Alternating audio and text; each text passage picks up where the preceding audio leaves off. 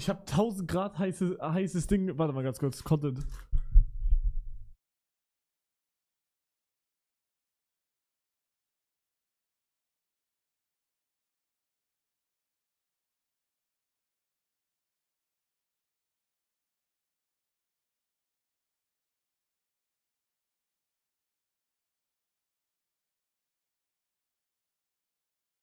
Jetzt pass auf.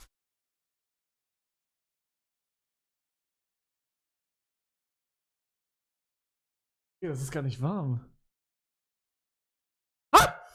Oh, doch, das ist warm.